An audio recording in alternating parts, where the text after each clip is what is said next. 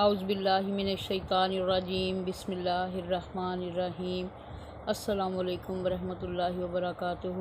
عزیز طلباء و طالبات، آج ہم لوگ اردو کی نحو جماعت کی کتاب میں سے سبق نمبر 11 قدر ایاز، جس کا ماخذ ہے بزم آرائیاں اور جسے تحریر کیا ہے کرنل محمد خان نے، اس کی نصابی مشق کرنے جا رہے ہیں۔ تو چلیں سب سے پہلے سوالات کے جوابات کرتے ہیں۔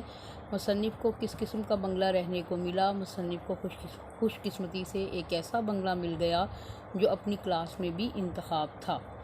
سلیم میاں کا مشغلہ کیا تھا؟ سلیم میاں کا مشغلہ بیڈمنٹن کھیلنا اور سر شام ہی اپنے دوستوں کے ساتھ ٹیلی ویژن دیکھنا تھا۔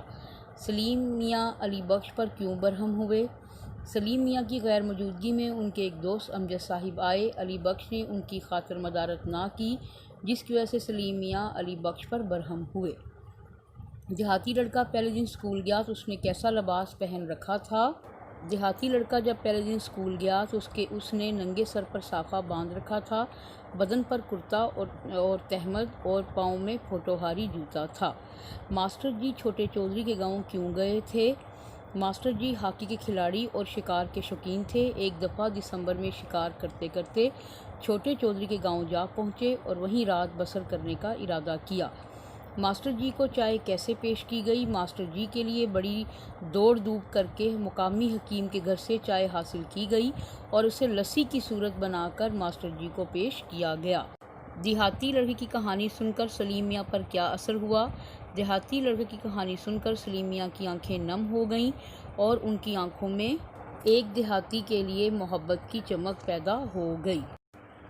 اس کے بعد ہے واحد کی جمع اور جمع کے واحد لکھیے۔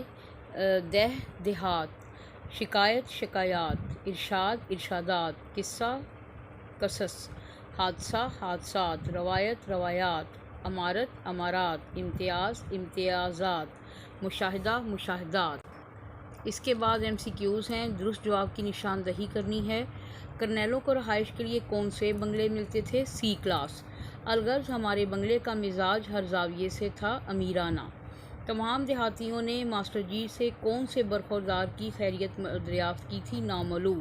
اسٹوڈنٹس، یہ بہت امپورٹنٹ MCQ ہے، بورڈ کے پیپرز میں یہ بہت زیادہ MCQ آ چکا ہے۔ ماسٹر جی کو بیٹھنے کے لیے کیا چیز منگوائی گئی؟ پیڑھی، کرسی، بینچ یا چارپائی؟ چارپائی۔ ماسٹر جی نے کس چیز کی فرمائش کی؟ چائے کی۔ اس کے بعد غلط اور درست بیانات ہیں۔ پہلا بیان درست ہے، دوسرا غلط ہے، تیسرا غلط ہے، چوتھا درست ہے اور پانچواں غلط ہے۔ اس کے بعد اعراب والا کوسچن ہے، اعراب آپ نے لگانے ہیں۔ اس کے بعد ہے اپنے استاد سے محمود اور ایاز کی تلمیح کے بارے میں معلومات حاصل کریں۔ تو اس تلمیح کے بارے میں نے پوری کہانی آپ لوگوں کو سنا دی ہے اور جب میں نے آپ کو سبق کی پڑھائی کرائی تھی۔ اس کے علاوہ تھوڑی سی بات بتا دیتی ہوں کہ محمود سے مراد سلطان محمود غزنوی ہے، جنہوں نے بر صغیر پر 17 حملے کیے۔ ایاز ان کا ایک نہایت وفادار غلام تھا جو اپنے آقا پر جان نثار کرتا تھا۔ محمود غزنوی کو بھی ایاز سے والہانہ محبت تھی۔ بقول اقبال ایک ہی صف میں کھڑے ہو گئے محمود و ایاز، نہ کوئی بندہ رہا نہ کوئی بندہ نواز۔ اس کے بعد سوال ہے مذکر مؤنث الگ الگ کریں۔ تو مذکر ہے طول، چمن، اشتیاق اور مؤنث الفاظ ہیں شان اور تواضع۔ اس کے بعد یہ الفاظ کے معنی ہیں اور جملے ہیں۔ قباحت برائی، امتیاز فرق، نوعیت قسم، تلافی ازالہ، مبہوت حیران، دستور طریقہ یا آئین۔ اس کے بعد ہے کالم الف کے الفاظ کو کالم بے کے الفاظ سے ملائیے۔ متضاد الفاظ کو طول، عرض، داخل خارج، ازل ابد، رنج مسرت، خفیف شدید۔ تو اسٹوڈنٹس، یہ تھی آپ لوگوں کی مکمل مشق۔ MCQs، مذکر مؤنث، الفاظ متضاد، الفاظ مترادف، واحد جمع، سب اچھے طریقے سے یاد کرنے ہیں۔